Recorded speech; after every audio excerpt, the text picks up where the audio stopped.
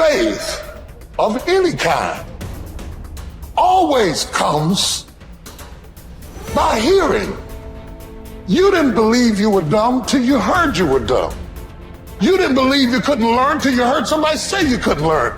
Your unbelief is a result of something you heard about yourself. And the more you heard it and rehearsed it and even argued about it and said you didn't believe it, every time you face a challenge, tell me the truth, don't those voices come back up? Every time you hit a low place, don't those voices come back up again? And you will never completely be healed or whole until you change the voice inside of your own head. And nobody can do this but you. You've got to make some conscious effort to begin to work to develop you. Start listening to tapes on a daily basis to begin to recondition your mind, to retrain your thinking. Listen to things that can empower you, that can enable you to create a new reality for yourself and a new life for yourself. You might appear to be strange around most people. Don't expect it to make sense to anybody why you've got to do this, why you have got to go. Why? I don't understand. You don't have to. I'm going for me. This is something I have got to do. How would an abundant person think? Write it down, dude, and fire and wire those thoughts in your brain and install the hardware. Keep doing it with attention and intention. It becomes the new voice in your head. It becomes a software program. And before you reach for your cell phone and start scrolling through your social media, close your eyes and rehearse in your mind how that person would walk, how they would breathe, how they would smile, how they would greet people, how they would be on Zoom calls, how would they be in traffic, how would they be at dinner. And the act of closing your eyes and mentally rehearsing the act, if you're truly present, the brain does not know the difference between the real life experience and what you're imagining. In fact, just a little bit of time, you start to install the neurological hardware to look like you already did it. You must have faith. You've got to believe in yourself. You've got to believe in your abilities, your ideas, unquestionably. You've got some idea, some dream that you might have to go back and brush it off and look at it again and say, I've got to do this. This is what I'm supposed to do. This is why I showed up. You've got to talk to yourself day in and day out, selling yourself on you and on your potentials. And all I want you to do every day is just say to yourself, when you feel that inner negative conversation saying you can't do it, just say, it's possible.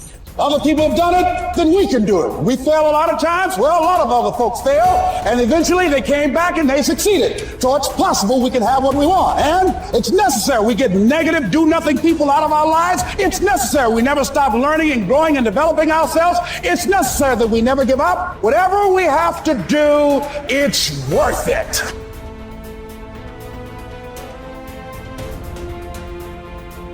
You have power over your mind, not outside events. Realize this and you will find strength. When you arise in the morning, think of what a privilege it is to be alive, to think, to enjoy, to love. The soul of a man harms itself, first and foremost, when it becomes, as far as it can, a separate growth, a sort of tumor on the universe. Because to resent anything that happens is to separate oneself in revolt from nature, which holds in collective embrace the particular natures of all other things. Yes, keep on degrading yourself, soul. But soon your chance at dignity will be gone. Everyone gets one life. Yours is almost used up, and instead of treating yourself with respect, you have entrusted your own happiness to the souls of others. Everything of the body is a river. Everything of the soul is dream and vapor.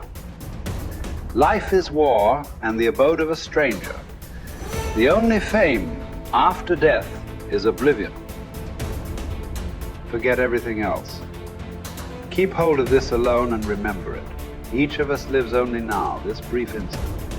The rest has been lived already or is impossible to see. The span we live is small. small as the corner of the earth in which we live it, small as even the greatest renown, passed from mouth to mouth by short-lived stick figures, ignorant alike of themselves and those long dead. It's the programs in the first 7 years of your life that actually started in the last trimester before you were born. The fetus is already learning. I go, these programs downloaded in the first 7 years control the character of your life. And I go, okay, what programs did you get? I go, well, wait a minute.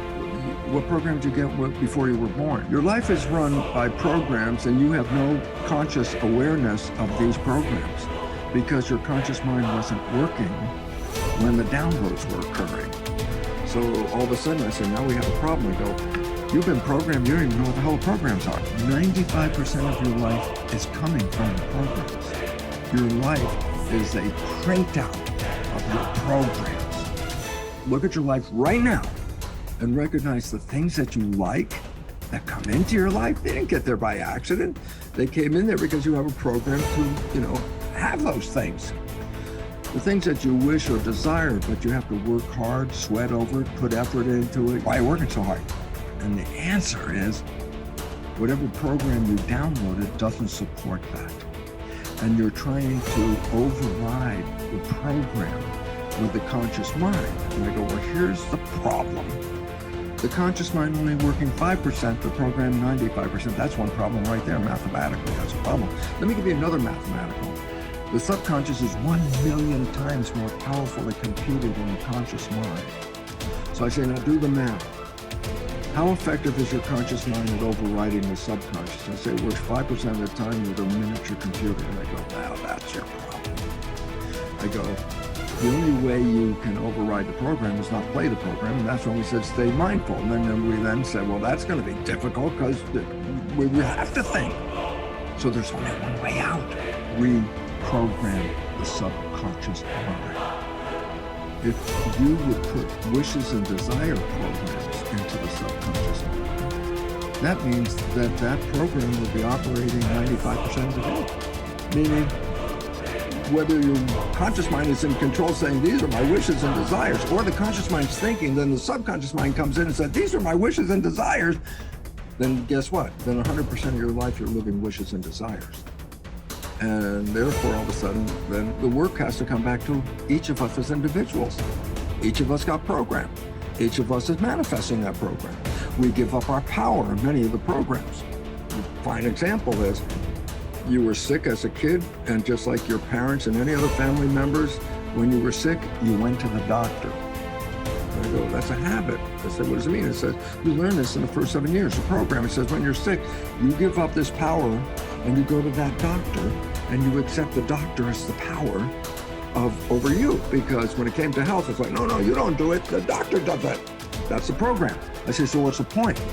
You have given up power over the control of your life and have given it to the truths, quote unquote, offered by the doctor. I go, significance. I go, the doctor misreads your diagnosis and then tells you, oh, I'm sorry, you only have 3 months left to live. And I go, significance.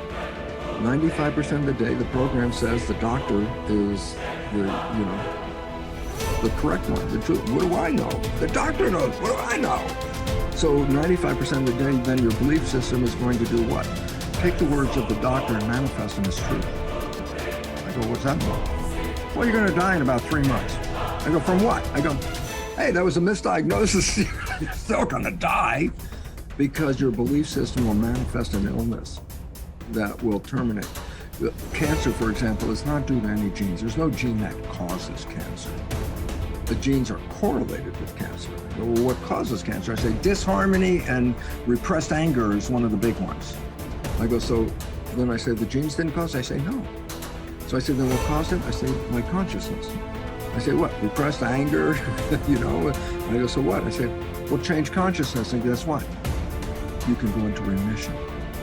The cancer will go away as soon as you change the consciousness. And all of a sudden it's like, I thought I was a victim of the genes. I said, that's a program. And that is totally incorrect. Because as quantum physics says, consciousness is creating our life experiences. And as the new biology, which I'm familiar with, called epigenetics, is how consciousness controls the genetics.